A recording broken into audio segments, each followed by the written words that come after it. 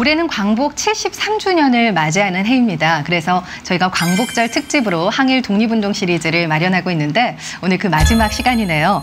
자, 오늘은 독립투쟁의 대명사라고 할 수 있는 단재 신채호 선생님, 그리고 한국 근대문학의 아버지라고 불리지만 사실은 친일 행각으로 더 유명한 분이죠. 춘원 이광수 선생님, 이렇게 두 분의 이야기를 나눠보고자 합니다. 출발은 비슷했지만 두 사람이 그 끝은 매우 달랐다. 한마디로 극과 극이라고 하겠습니다. 21세기에 우리가 왜 단재하고 신채호를 이야기해야 되는가, 이 부분을 좀 생각을 해봐야 되는데, 사실 단재나 춘원이 살았던 한말 일제강점기나 지금이나 우리 민족이 처한 객관적인 조건은 똑같다라는 거죠. 네.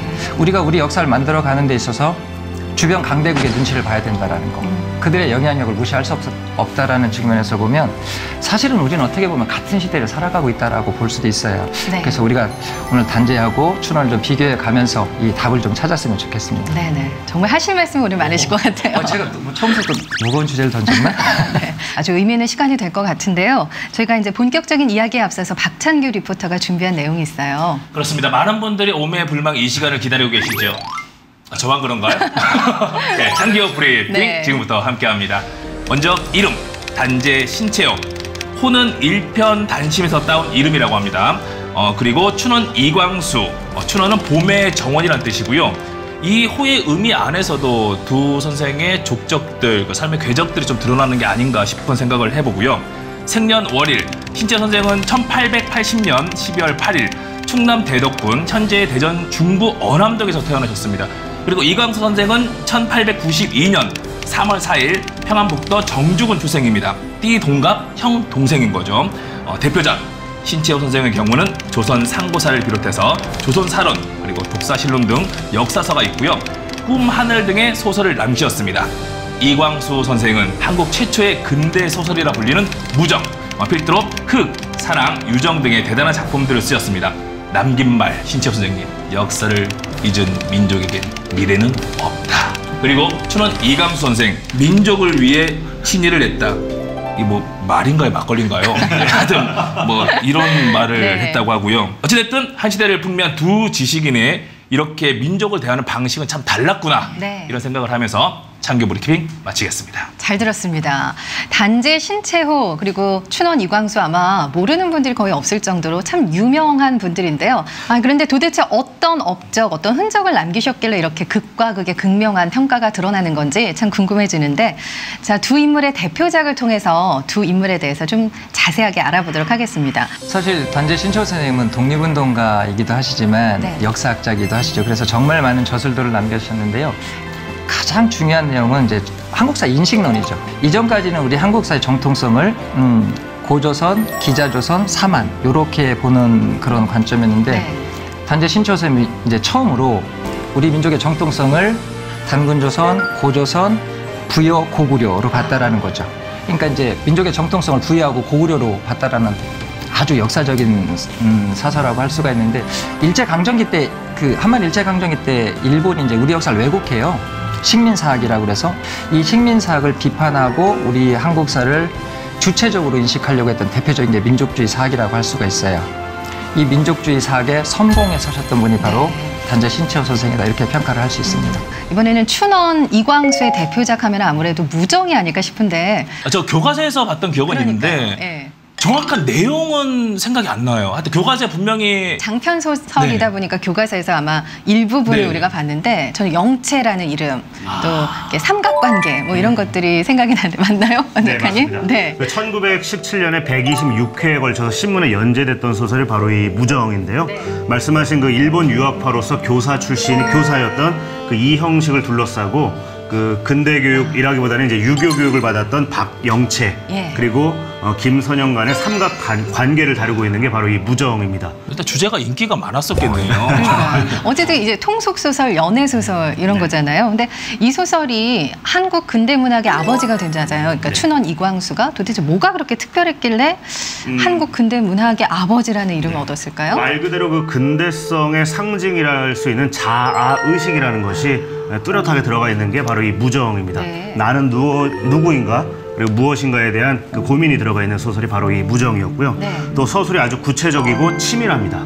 게다가 구어체 서술을 함으로써 이전행과는 전혀 대비되는 네. 그런 모습을 보여주다 보니까 한국 근대 문학의 이제 효시로서 일컬어지는 게 이 무정입니다. 네. 분명히 배웠을 텐데 이렇게 설명을 들어도 기억이 안 나죠? 그걸 원래로 안 읽어서 그래요. 아니 그걸 제대로 못해서 아니 그런 뭐 것 저희도 같아요. 마찬가지예요. 띄엄띄엄 알고 있고 그런데요. 근데 일제 강점기 시대 춘원의 인기가 정말 대단했다고요. 남녀노소를 불문하고 굉장히 인기가 좋았다면서요. 방금 권 작가가 소개한 대로요. 네. 이게 1917년 1월 1일부터 6월 중순까지 만 6개월간 연재되는데요. 그렇군요.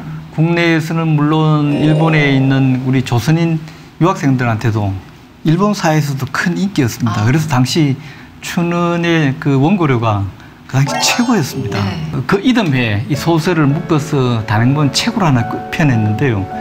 당시 서울의 인구가 25만 명, 그 당시 경성의 인구가 25만 명, 네. 그중에 글을 읽을 줄 아는 사람이 한 5 내지 8만 명 정도 되는데 이 책이 당시 10,000권이 나갔습니다. 그 서울시 인구의 한 10%, 20% 정도가 이 소설을 읽었다는 거예요. 네. 무정이 얼마나 인기였는지 실감이 날 만하죠. 네, 그러네. 지금으로 치면 뭐 아이돌 수준이라고 표현할 수 있겠죠. 완전 유명한 연예인인데 그런 사람이 어느 날 갑자기 이렇게 친일로 전향을 했으니 그 사회적 파장이 얼마나 대단했을까요? 그러니까 그 당시 최고의 인기와 명성을 한 몸에 누린 사람이 네. 말년에 가서 30대 중반 이후에 변절함으로 인해서 한국 사회에서 지식인은 말할 것도 없고 네. 일반인들이 가지는 그런 패배감, 뭐 또 반역 이런 거에 대한 절망과 배신감은 배신감. 상대적으로 더 컸다고 얘기할 수 있겠죠. 자, 일제 강점기에요. 정말 양극단에 섰던 두 지식인 이야기를 나눠보고 있는데요. 자, 박찬규 리포터가 직접 또 신채호 선생님을 느껴보고 오셨다고 하셨죠. 그렇습니다. 신채호 선생님의 탄생부터 사후까지 직접 생가도 가고 또 기념관에 다녀오면서 많은 것들을 느끼고 왔죠. 네. 어떤 것들이 있는지 저희도 신채호 선생님의 생과 기념관 같이 둘러볼까요? 그래도 정자 안으로 들어오니까 시원하고 좋다. 진짜 시원해요 여기는. 마이클 이 앞에 한번 봐봐. 오, 산.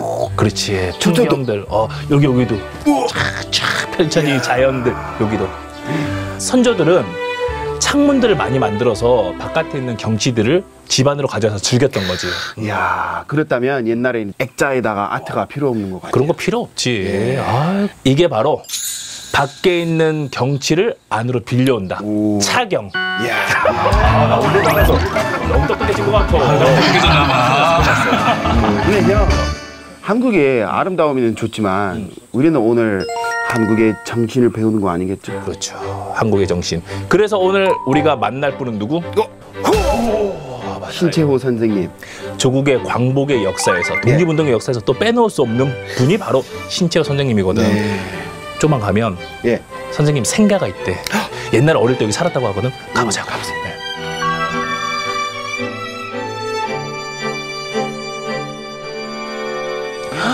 여기 되게 넓네. 넓다. 신채호 선생님이 어릴 때 살았으니까 여기서 뛰어놀고 했을 것 같아. 이 집인가 봐. 여기도 초가네. 여기가 네. 단재 신채호 선생님의 생가지. 근데 신채호의 집인데 왜 단지라고 해요? 단재는 호? 난 여기까지 알고 있어. 단재는 호다. 그리고 신채호 선생님. 이야, 딱 써 있어요. 단재정사. 그럼 정말로 신채호 선생님이 여기 살으셨던 거예요? 살으셨대. 와. 근데 이 집은 아닌 거고 네. 터가 있는 거지. 그래서 이 집은 이후에 주민분들한테 물어봐서 이렇게 생겼다 해서 복원했다고 하더라고. 그래서 다시 만들었대요? 그렇지. 여기서 태어나서 한 살부터 이제 8살 때까지 사셨다는데 여기가 이제 단재 선생님의 방인가 봐. 공부하는 것 같은데. 여기 계시네. 어휴, 선생님. 공부 중이시라. 아이고 인사. 아이고 선생님. 예. 선생님이 어릴 때부터 신동 소리를 듣고 자랐대. 신동, 천재. 신동? 그렇게 시도 잘 쓰시고 공부도 잘하고. 이야. 적혀 있네 여기. 저 한시를 8살 때 지었대. 저거? 저거를. 야, 조출 부 땡 민. 이른 아침 썰애와 쟁기를 지고 들러 나가네. 땡. 논을 갈아 나가니 흙덩이가 많이도 일어나네. 참 8살. 자, 이렇게 명석한 두뇌와 뛰어난 뭐 관찰력 이런 것들 전부 다 조국 광복을 위해 쓰셨던 거죠. 야, 진짜 독특하시네요. 할아버지한테 배워서 할아버지 성함이 신성자 우자 대신에 신성우. 할아버지는 그러니까 서시를 만드시고 해가 지기 전에 가르치. 그래. 죄송합니다 선생님. 죄송합니다. 예. 할아버지 신성우 선생님도 원래 좀 그 지역에서 활동을 하셨던 선생님이신가요? 벼슬을 하셨죠. 그래요? 네, 큰 벼슬을 하셨죠. 하셨는데 네. 그 단제가 8살 때 부친을 잃었습니다. 그래서 그 이후로 쭉 성장기에 할아버지 밑에서 컸어요. 할아버지 영향이 많죠. 일찍 또 서울로 보내서 공부도 시키고 전형적인 선비의 토양을 갖고 있었죠. 단재 선생님께 꾹 짜면, 죄송하지만 꾹 짜면 이렇게 나오는 키워드들이 몇 개 있어요. 민족, 역사, 독립, 의리, 지조. 거기 하나 더 붙인다면 가난. 상당히 가난하셨는데 할아버지 때부터 가난을 했어요. 지금 선생님 말씀하신 것처럼 할아버지가 신성우 선생인데 이분이 1867년에 과거에 합격을 해서 서울로 가세요. 근데 생활이 너무 가난하니까 19살밖에 안 된 단재 신철 선생의 아버지하고 부인을 처가로 보낸 거예요. 단재 선생님의 진해가라고 하죠. 할아버지의 처갓집. 그건 대전의 양반 가문이에요. 안동건 씨 집안인데 그래서 이제 대전에서 단재 선생님 형하고 동생이 태어나시고요. 여기서 8살까지 사세요. 그랬다가 그 할아버지가 다시 이제 원래 고향으로 돌아가면서 그러니까 태어나셔서 8살까지는 대전에서 사신 거고 8살부터 이제 청주 거기서 이제 성장을 하시게 되는 거죠.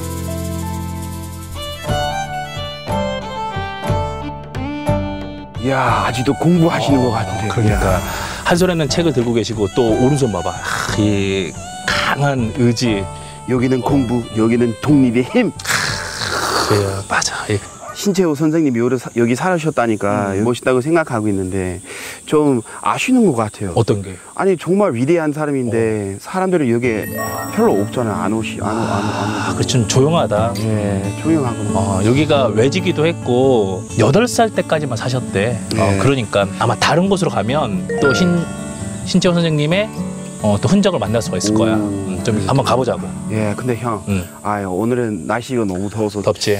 쉬운 방법이 있어요? 자, 그러면 조금 오래된 방법이긴 한데. 있어요? 아는 것 같아요. 맞아, 마이크. 오케이. 자, 하나, 둘, 셋. 오랜만에. 진짜 쉬운 방법이네. 90년대 스타일은 짱. 이만큼 이렇게 땀을 흘려. 빨리 왔는데. 너무 빨리 와서 그래요. 근데 형, 여기는 어디 있지? 신채 선생님이 예.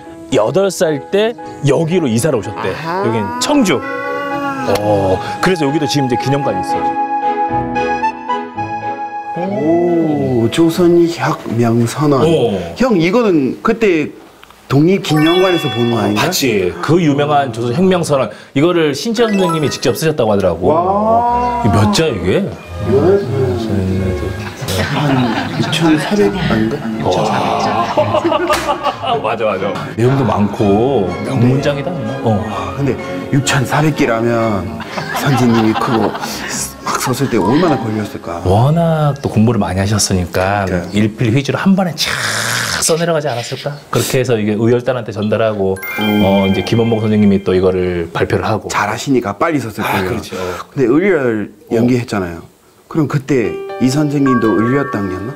의열당? 관계는 있을 텐데 의열 단원이었나? 그건 모르겠네. 단어는 아니었죠. 아, 그래요? 저는 글을 부탁을 받아 쓰시긴 했지만은 단재 선생이 의열단에 직접 몸을 담으신 건 아니고요. 원래 의열단이라는 것이 이제 의열투쟁을 전개를 하지 않습니까? 그런데 김원봉 선생은 의열투쟁을 하는 데 있어서 사실은 비판적인 견해도 좀 있었어요. 암살 파괴를 하다 보니까. 그러면서 이런 의열투쟁, 의열단의 어떤 위상을 정립할 필요성이 있다. 요걸 느끼게 되죠. 그래서 김원봉 선생이 제일 먼저 떠오른 선생이 단재 선생이에요. 왜냐? 글을 가장 잘 지시고 또 성향도 무장투쟁, 의열투쟁을 선호하셨던 선생님이기 때문에 찾아가죠. 1922년 12월 찾아가서 상해에서 이제 의열단 활동하는 모습도 보여드리고 부탁을 해요. 우리 의열투쟁의 정당성을 확보할 수 있는 그런 좀 글을 써달라. 이 글 잘 쓰는 단재 선생님이 한 달간 유자명 선생이랑 합숙하면서 심사숙고 끝에 써놓은 글이 바로 조선혁명선언. 아주 불후의 명작이죠. 어떤 내용일까 궁금해요.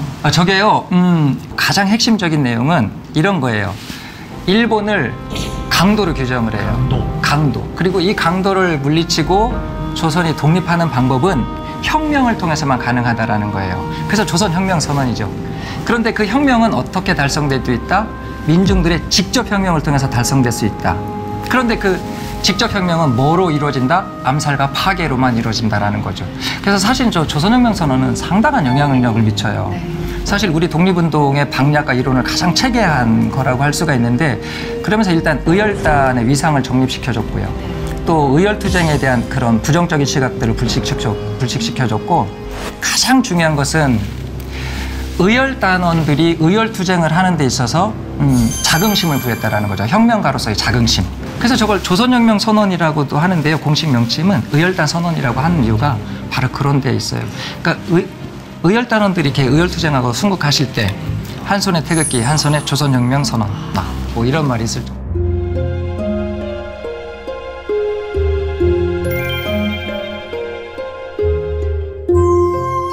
이 양쪽 좌우에 있는 게 선생님이 쓰신 작품들, 뭐 언론에 기고한 것들, 그런 책들인가 봐. 형 여기서 아는 책 있어요? 없네. 조선 상고문화사, 조선 상고사.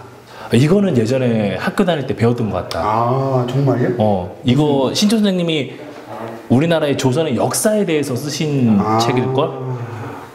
야, 남은 책은 무슨 내용인지 궁금하네. 핵심 문장이 있다. 어디요? 아와 비아의 투쟁으로서의 역사. 이게 신채호 선생님이 바라봤던 역사. 중요한 얘기긴 한데 잘 이해를 못하겠다. 이게 예전에 고조선 때부터 그때의 우리나라의 역사를 쓰신 책일 거야. 요 정도만, 저는 요 정도만. 맞죠? 맞죠? 맞습니다. 그 조선 상고사가, 이건 사실은 단재 선생님이 1928년에 이제 독립운동 하다가 일제한테 피체가 되세요. 여성 감옥에 투옥돼 계시는데, 그때 이제 조선일보에 그 하계란이라는 곳에 이제 연재를 했던 글이에요. 그거를 이제 광복된 이후에 1948년에 그 종로서원이라는 출판사에서 이 글을 모아서 단행본으로 출판을 합니다. 근데 단재 선생님이 연재를 백제사에서 끝냈어요. 근데 원래 연재를 하실 때는 조선사라는 이름으로 연재를 하셨는데 백제사에서 끝나셨거든요. 그러다 보니까 이제 책을 만들 때는 조선사가 아니라 조선상고사 이렇게 해서 책을 만들게 된 거고요. 책이 그러니까 기념관에도 많이 남아있지는 않더라고요. 단재 선생이 아시다시피 일찍 중국으로 가셨기 때문에 선생님 관련 유적은 국내 생가 자리와 기념관 이외에는 없습니다. 저술 활동을 중국에서 많이 하셨죠. 그러다 보니까 예를 들어서 신대안 같은 그런 신문을 만든 것들도 영인되거나 입수돼서 국내에 온 것이 불과 얼마 안 됐습니다. 다 내용들이 중국에 많이 있었죠. 그래서 떠있는 분들이 중국의 대학 도서관이나 공공도서관 같은 데서 복사하고 해서 입수한 지가 참 얼마 되지 않았습니다. 많은 저술을 했지만은. 그리고 그 단재 선생님이 썼던 뭐 이제 글들은요, 그 단재 신채호 전집이라고 있어요. 거기에 이제 다 모아놨어요. 내용은 다 모아놨어요. 그러니까 신문 같은 경우도 원문으로 이렇게 다 소개돼 있어서 모든 도서관에 가면 단재 신채호 전집 시리즈가 있어요. 그러니까 이제 역사, 철학, 문학 뭐 이렇게 분류돼 있으니까 관심 있으면 도서관에 가서 직접 보실 수도 있습니다. 한 권으로 끝내기가 있는 거네요. 한 권으로는 안 되고요. 전집으로. 아유, 저술 활동을 얼마나 하셨는데 한 권으로 했겠어요. 네.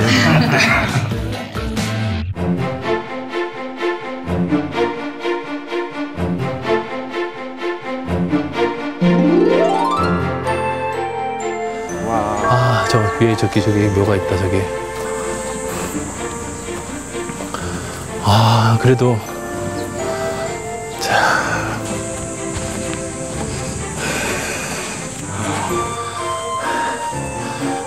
여기가 신채호 선생님 묘구나.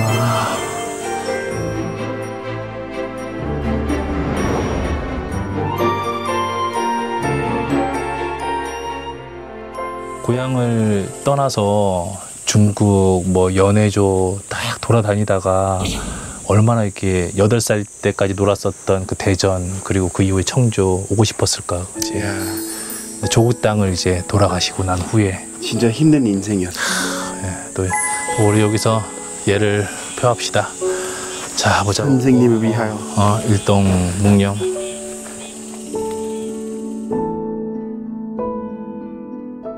그 신채호 선생님 생가 그리고 기념관을 둘러봤는데 아니 대전 출신이라는 거 전 정말 처음 알았어요. 아마 대전 시민들도 모르는 분들이 좀 많으실 것 같아요. 그게 이제 저희가 문제예요. 태어나신 것은 대전이고 네. 이제 항일 의식을 형성하신 것은 청주 이렇게 정리가 되면 되는데 워낙 중요한 인물이다 보니까 네.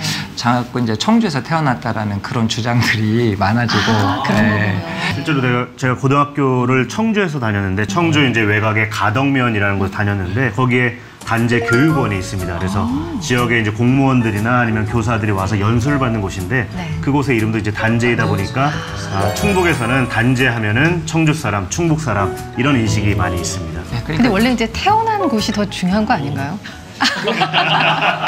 그렇게 아나운서처럼 그렇게 말씀하시니까 자꾸 이제 청주하고 갈등. 제가 갈등을 유발했네요. 그러니까 좋게 해결하면 돼요. 네. 어쨌든 이 시간 통해서 단재 선생님의 생가지가 우리 어남동에 있다는 거 그리고 기념관은 청주에 있다는 거 꼭 한번 기억하시고 들러보시면 좋을 것 같고요. 될성부른 나무는 떡잎부터 본다고 이 두 분의 떡잎이 장난이 아니었어요. 예전부터 신동으로 아주 소문이 자자했다고요. 네, 단재 신채호 선생 같은 경우에도 6살에 이제 한학을 시작하고 12살에 이제 사서 3경을 독파한 걸로 알려져 있습니다. 이후에 26살에 이제 성균관 박사가 되고요. 네. 29살에는 그 독사 신론을 집필하게 이릅니다. 단재 선생님이 네. 그 고향에서 공부를 하시고요. 19살에 신기선이라는 분의 추천을 받아서 이제 성균관에 입학을 하세요. 당시 상당히 똑똑하셨대요. 그래서 성균관 관장이 그 독립운동했던 수당 이남규 선생인데 수당 선생님이 가장 총애했던 제자가 단재 선생님이라고 해요. 성균관이라고 하는 조선시대 국립대학을 졸업하고 박사가 되면 이미 벌써 벼슬길이 좀 보장되는 그렇죠. 그런 케이스인데 이 박사라는 게 지금 저희 뭐 학부 석사 박사 이 개념이 아니라 네. 성균관 관제예요. 그러니까 성균관에서 학생들을 가리키는 지위? 그러니까 지금으로 말하면 아까 국립대 교수님 정도? 뭐 이렇게 보시면 되겠죠. 3명 있었는데 박사가 임명되셨는데 다음날 사직합니다. 하루 만에 사직을 해요. 단재는 벼슬길로 나아가지 않고 독립협회에 참여를 합니다. 그래서 만민공동회 그 당시 있었죠. 만민공동회 이런 행사 진행 요원으로 참여하고 한다는 것이 그걸 현대식으로 표현하면 뭐냐면요. 대학을 마치고 벼슬길이나 직장이 보장된 몸이 시민단체 간사로 갔다는 얘기입니다. 출발이 좀 달랐습니다. 그러니까. 춘원 이광수 같은 경우에는 그 육당 최남선 그리고 벽초 홍명희와 함께 삼재로 불렸습니다. 3명의 신동 중에 이제 하나라는 거죠. 삼재가 동경 유학생 삼재입니다. 집안이 가난했는데 네. 천도교 계열의 도움으로 처음에 일본에 유학을 가죠. 네. 가서 일본의 대성중학이라는 곳을 다닙니다. 네. 그때 이제 벽초 홍명희 육당 최남선을 그때가 사귀게 되고 네네. 학비 문제로 고생을 하죠. 마치고 와서 오산학교의 교사로 한동안 근무를 했습니다. 그러다가 1915년에 다시 일본으로 유학을 갑니다. 유학을 가서 와세다 대학 철학과에 입학했는데요. 또 역시 학비 문제로 인해서 중퇴합니다. 2번째 유학 갔을 때 이제 허영숙을 거기서 만나게 되죠. 그러니까 어쨌든 졸업장을 거머쥐지는 못했지만은 그 당시에 네. 그래도 그 시대 일본에 유학 가서 와세다 대학까지 다녔으니까 학력은 뭐 결코 단지에 미치지는 않은 편이죠. 두 분 다 뭐 가난했고 또 신동이었고 굉장히 비슷한 점들이 많은데 결국 춘원과 단재는 다른 길을 선택해서 양 극단에 서게 되거든요. 자, 이번에는 키워드를 통해서 그들의 인생을 좀 들여다보는 시간 가져보겠습니다. 첫 번째 키워드 볼까요?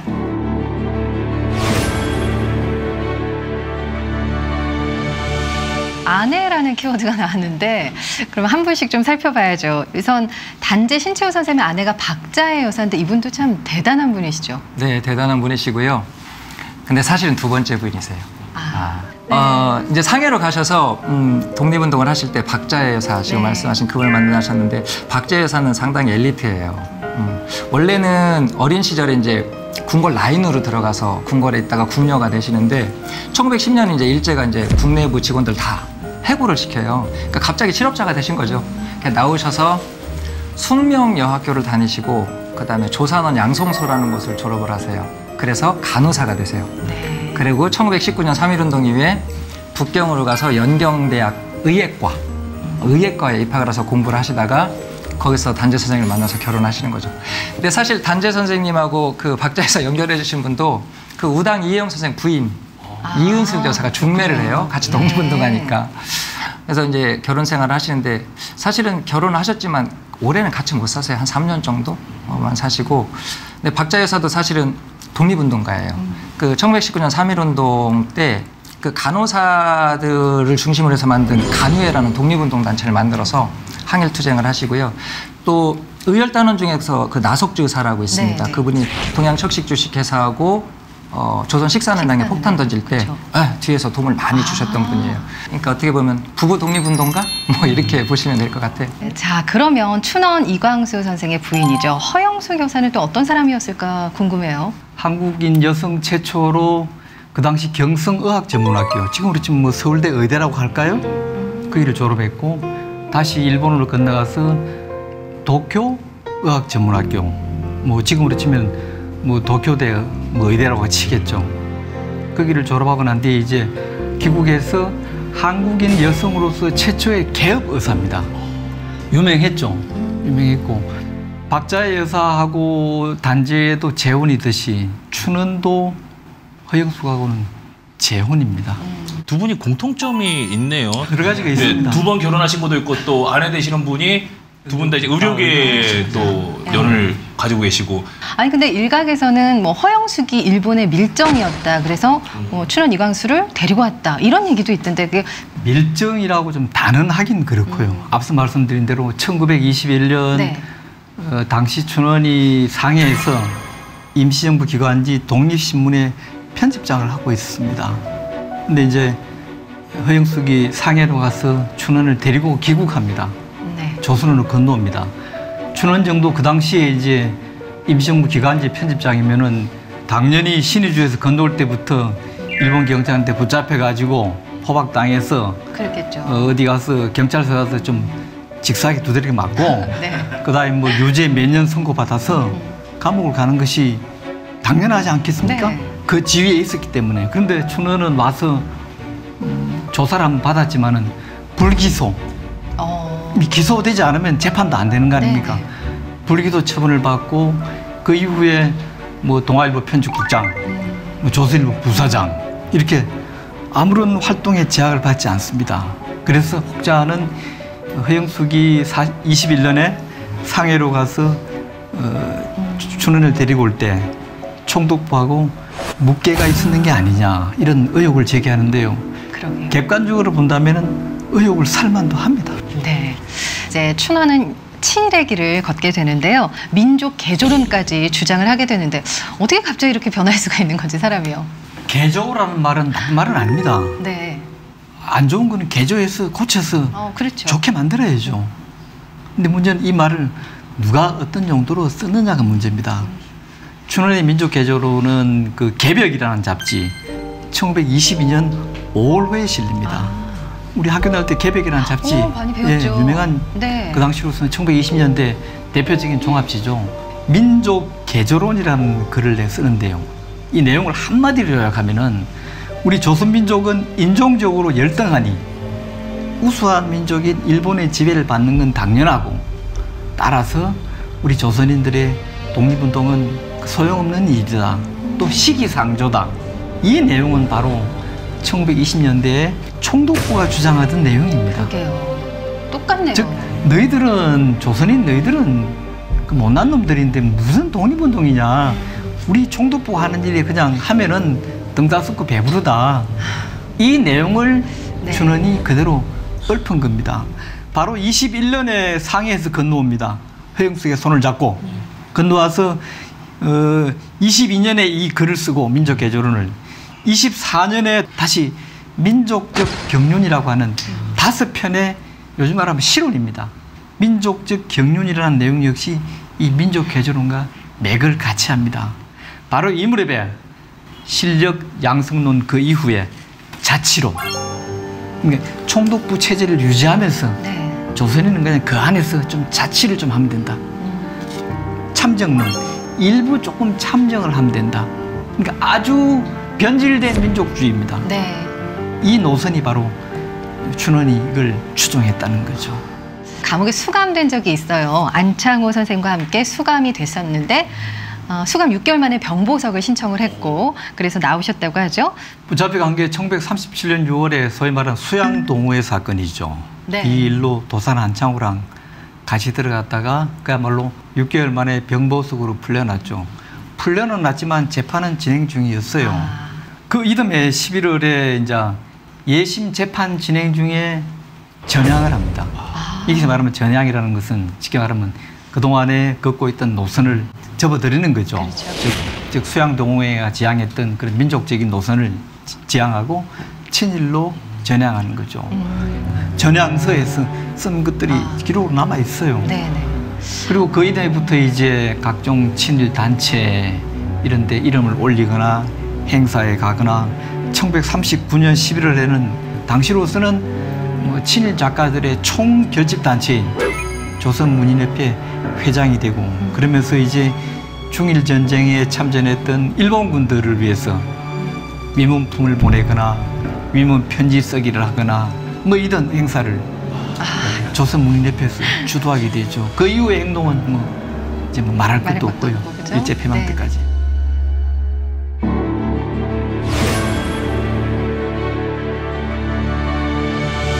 국적이라는 키워드가 나왔는데 글쎄 왜 국적이라는 키워드가 나왔을까요? 그 단재 신채호 선생은 무국적의 무호적 상태였었습니다. 사망하실 때까지. 예. 왜냐하면 1912년에 이제 일제가 이 호적제를 이제 실시하게 되는데 그때 내가 왜 일본에 호적에 들어가느냐 혹은 왜 국적을 택하느냐 해서 그걸 거부하게 됩니다. 물론 이분만 그런 것이 아니라 뭐 석주 이상용 선생이나 아니면 홍범도, 이상설 등 여러 독립운동가들이 사실은 이 호적제에 비판적이었고 해서 들어가지 않게 됩니다. 한 300여 명 가까이가 되는데 네. 이것이 이제 이후에 즉 해방 이후에 광복 이후에도 그 호적제가 거의 그대로 승계가 되다 보니까 광복 이후에도 무국적 상태였던 거예요. 그래서 돌아가셨을 때 국내로 이제 안장하는 것도 사실은 시끌시끌했던 그런 논란을 낳기도 했었는데요. 네. 지난 2009년에 그러니까 해방 광복 97년 만에 그 며느리 이덕남 씨 등의 노력을 해서 네. 비로소 대한민국 국적을 취득을 하게 됩니다.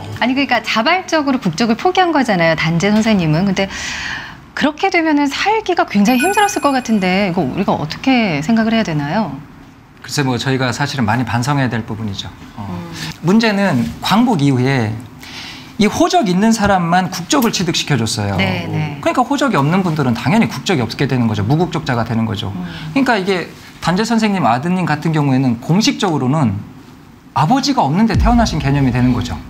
그래 이런 문제들이 복잡한 문제가 있었는데 우리가 좀 더 빨리 해결을 했어야 되는데 광복된 지 64년이 지나 2009년에야 그것도 독립운동가 후손들이 가진 노력을 통해서 이루어졌다라는 거죠. 사실 뭐 이게 역사적으로 끝난 일이 또 아니기도 하거든요. 수많은 그 조선적 문제도 아직까지 지속되고 있는 사실은 무국적의 문제인데요. 일본의 강제 동원 등등으로 끌려갔던 이제 조선인들이 광복과 함께 국적이 박탈돼 버려요. 그래서 이미 망한 나라인 조선적이라는 이름의 국제법적 무국적 상태죠. 그 이후에 일부는 이제 자녀 교육을 위해서 일본적을 택한다든지 혹은 북한 국적, 남한 국적을 택하는데 상당수는 나는 남한 사람도 북한 사람도 아니다. 언젠가 통일이 되면 통일 조국의 국적을 택하겠다 해서 아직까지도 무국적인 분들이 꽤 많습니다. 조선적이라 불리는데요.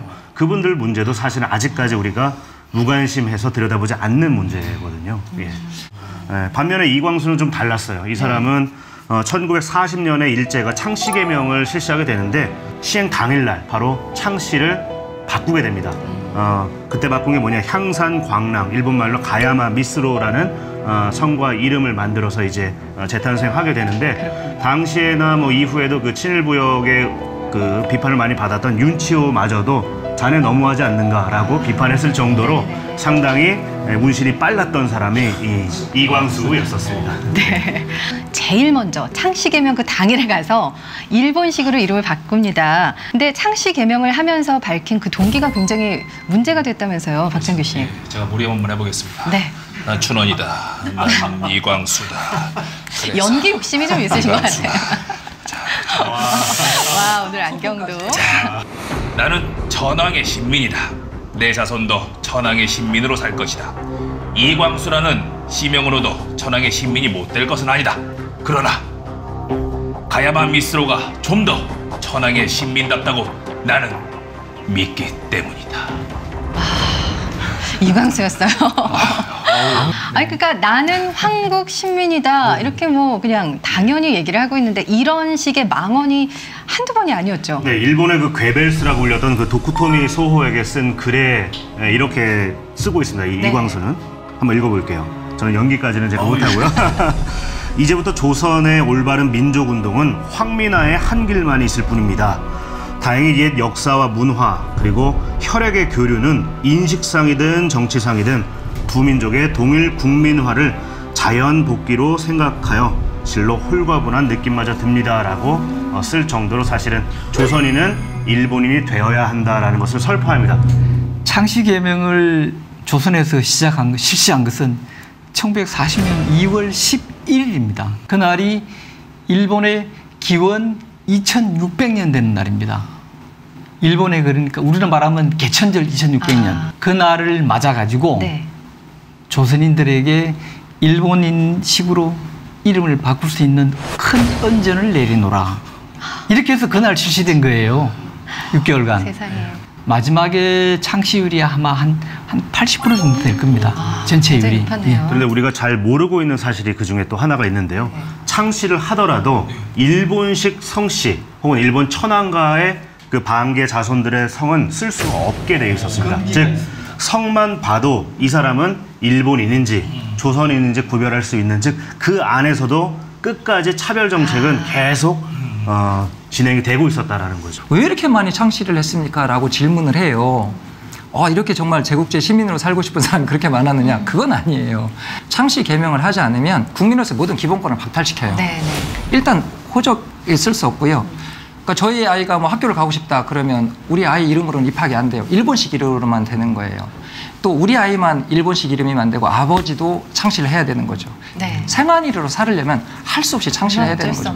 창씨를 하더라도 춘원 같은 경우로 향산, 광랑, 향산이라는 것은 향구산이라고 일본의 진무 초대 천황이 즉위한 곳이에요. 그 향산을 따온 겁니다. 그러니까 벌써 의식이 다릅니다. 한국인들 중에서는 창씨를 억지로 하면서도 나의 뿌리를 남겨놓기 위해서 전주희 씨는 국본 저는 하동정가입니다. 그래서 우리 집안에서는 하동머머라고 했습니다. 그러면 이거는 원래 성이 정씨구나. 뿌리를 알아볼 수 있어요. 이런 식으로 해서 자기 뿌리를 남겨놓기 위한 어떤 고심의 흔적이 있는 건지 안 그러면 이광수처럼 일본인이 되고 싶어서 작정을 한 것인지를 알 수가 있습니다. 창씨만 가지고도. 이게 대부분 그래서 창씨만 해요.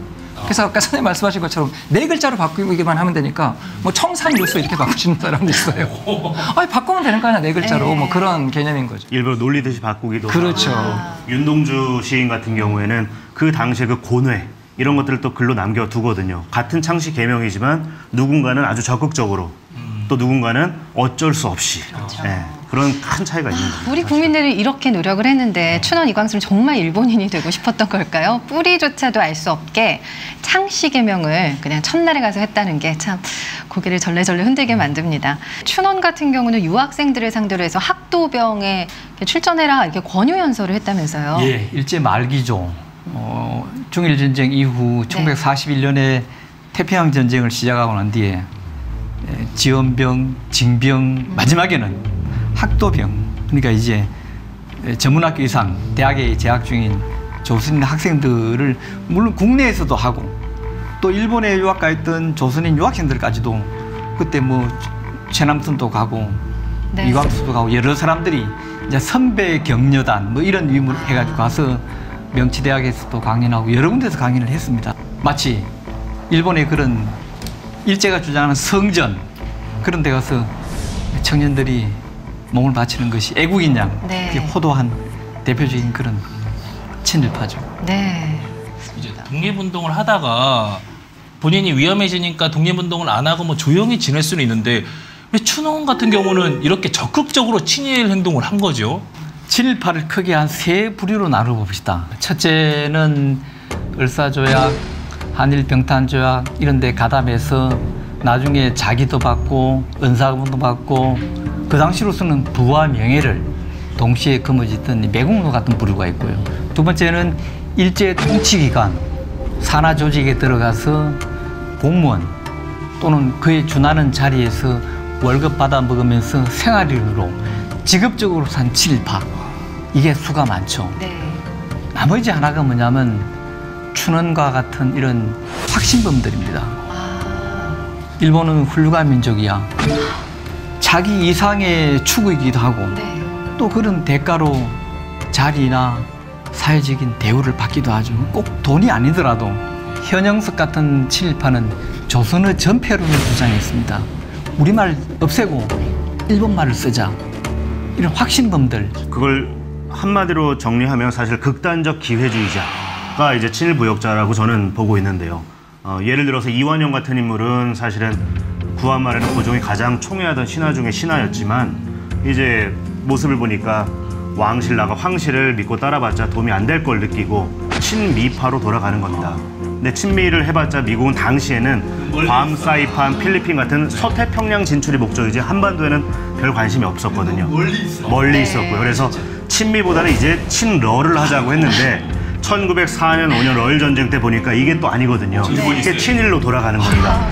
결국에는 일본을 사랑했다라기보다는 나의 기득권, 즉 부, 명예, 권력을 위해서 힘에 빌붙는 것, 극단적 기회주의, 타인 아픔에 아랑곳 없이 사실 이광수 같은 사람들도 어떤 면에서는 그런 극단적 기회주의자라고 보는 게 틀리지 않을 것 같습니다. 1919년 3.1운동이 일어나지 않습니까? 3.1운동은 우리한테 준 교훈도 많지만 일제한테 준 교훈도 많아요. 일본 애들이 뭘 깨닫느냐면 야 이렇게 조선의 민족이 거국적으로 만세운동을 준비하는 동안 왜 조선 총독부는 몰랐냐는 거죠. 이거는 일제 식민체제에 협조하는 조선의 사회 지도층 인사들이 없었기 때문이라고 생각을 해요. 그래서 정책적으로 민족 분열 정책, 쉽게 말하면 친일파 양성 정책을 쓰죠. 그러면서 친일파들이 대량으로 양성되는 게 1920년대예요. 아주 적극적으로 친일파 양성 정책을 쓰고요. 또 하나는 지식인들, 지금 춘원 같은 이런 사람들은 20년대 들어가면 일본에 대한 환상을 갖기 시작을 하죠. 일본이란 나라는 이제 제국주의 국가로 발돋우면서 세계 강대국이 돼요. 그러면 일본이란 나라는 망하지 않을 거라고 생각을 하거든요. 저렇게 군사 강대국이 왜 망하겠어? 저렇게 경제 강대국이 왜 망하겠어? 이런 아주 환상을 갖고 시작을 해요. 그렇다고 한다면 차라리 도시락 폭탄 던지는 것보다 독립투쟁을 하는 것보다 차라리 일제 협력하는 것이 더 나은 것이 아닌가라는 이상한 생각들을 하기 시작을 하죠. 그러면서 지식인 계층들 중에서 친일로 전향한 사람들이 많이 늘어나고요. 얘기를 계속 듣다 보니까 점점 이렇게 화가 나네요. 두 분의 이야기를 이렇게 나누고 있어요. 단재 신채호 선생님과 춘원 이광수 두 분이 어떤 삶을 사셨는지 좀 머릿속에 이렇게 그려지는 것 같은 느낌이 드는데요. 자, 이번에는 사진을 통해서 두 분의 인생이 어땠는지 좀 들여다보죠.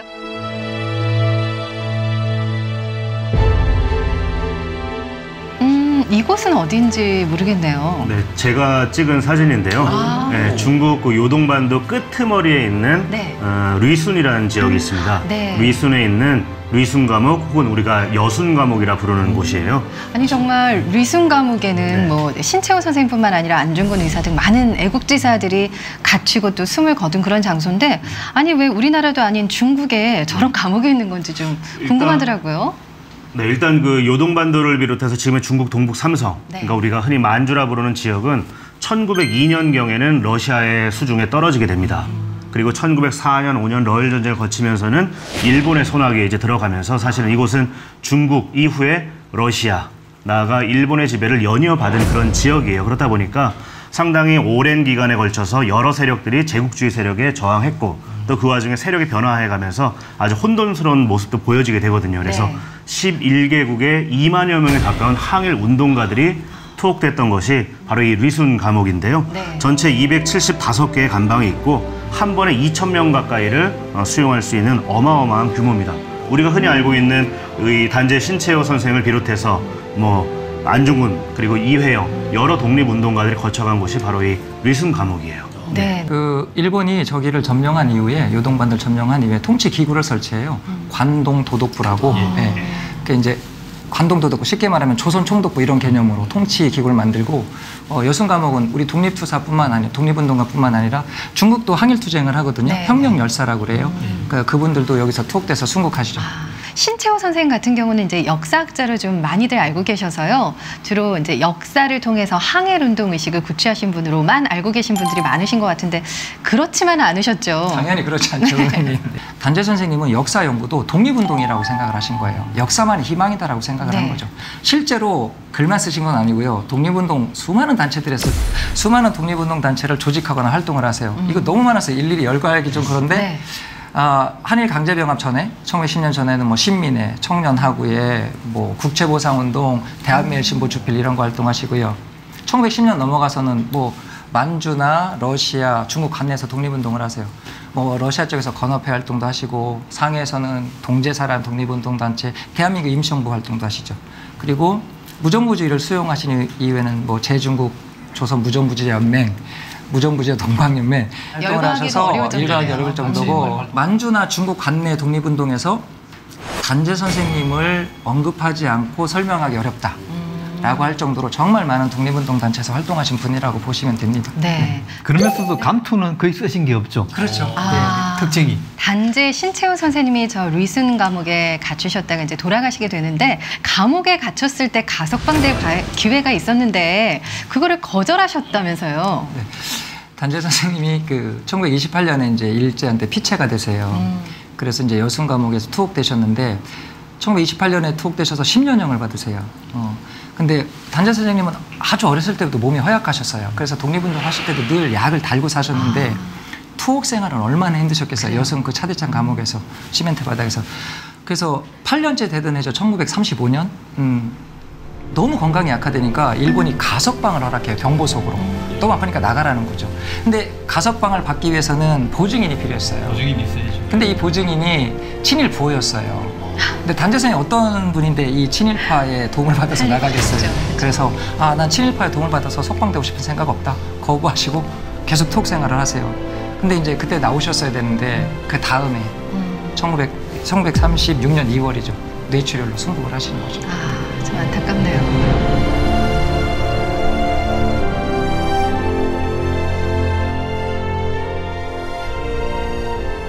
참 아이러니한 일이 아닐 수 없다는 생각이 드는데요. 단재 선생님은 그토록 원했던 조국의 독립을 보지 못하고 감옥에서 이제 돌아가셨잖아요. 근데 춘원 이광수 선생은 상상도 못했던 조국의 독립을 눈앞에서 보게 되는 거거든요. 자, 그 후에는 나의 고백이라는 책을 통해서 또 자신의 친일 행적을 굉장히 낱낱이 밝혔다고 하는데 이게 또 문제가 됐죠. 사실 뭐 친일 행적을 낱낱이 고백했다기보다는 네. 거의 변명으로 일관했던 책이 바로 이 나의 고백이라는 책인데 네. 아주 놀라운 대목을 제가 좀 발췌를 해왔는데 좀 네. 짧게 읽어보겠습니다. 일정, 그러니까 일본의 지배체제에 세금을 바치고 호적을 하고 법률에 복종하고 일장기를 달고 황국 신민서사를 부르고 신사에 참배하고 또 국방 헌금을 내고 관공립학교에 자녀를 보내고 한 것이 모두 일본의 협력이다. 즉 네. 자신 같은 적극적 친일만이 아니라 그냥 네. 식민지 조선에서 사는 것 그 자체가 일제에 부역한 것이다라고 이제 얘기를 하면서 자신의 친일 부역을 물타기하는 이제 내용이 보여지고요. 만일 일본 지배, 즉 일정 40년에 전혀 일본에 협력하지 아니하고 살아온 사람이 있다고 한다면 그는 해외에서 생장한, 즉 살았던 사람들일 것이니 이들만 가지고 나라를 하여 갈 수가 있겠는가.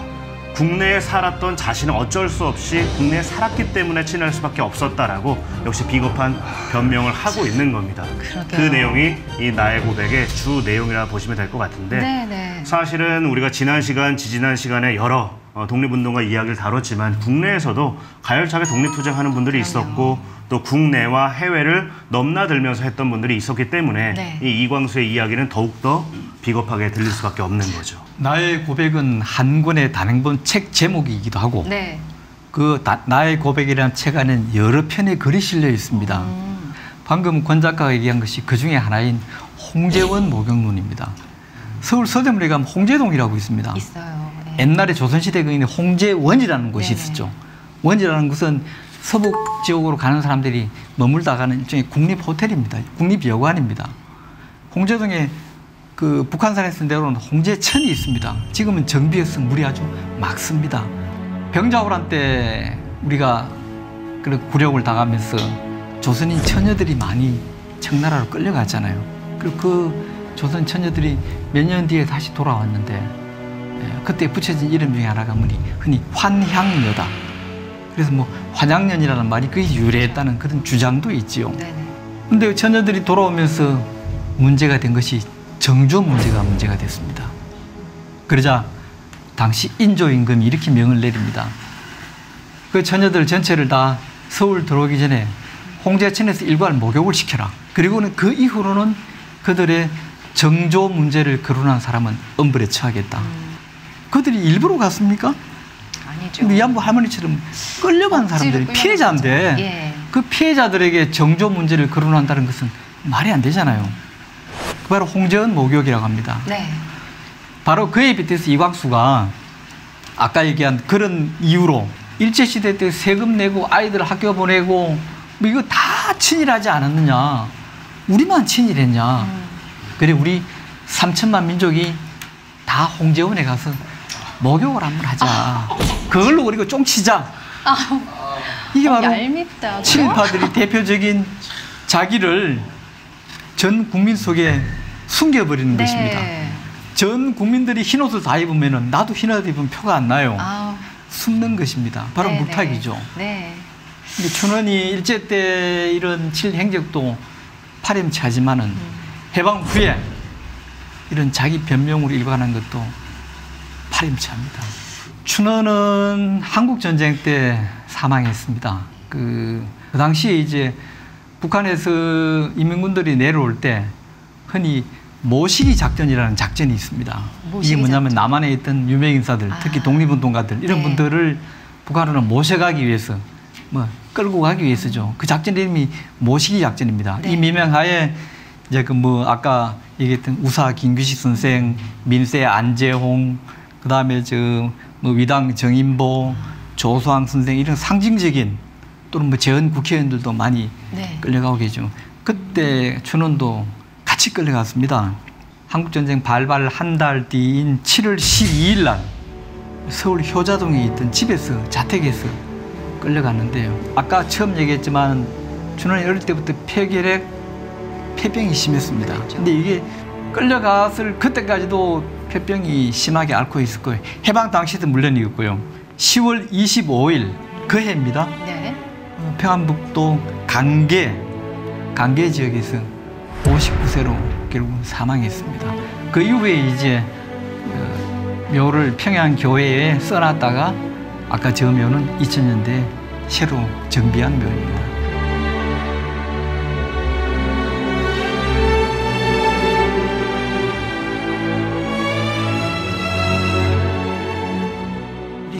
독립운동사에서 유명한 말이 있어요. 독립운동을 하면 3대가 망한다라는 말이 있어요. 네. 아주 유명한 말인데 독립운동가들은 이제 자신의 전 재산을 독립운동에 쓰고 또 가족을 돌보지 않으면서 그 후손들은 광복 이후에도 가난이라는 그런 고통 속에서 살아가야 되는 거죠.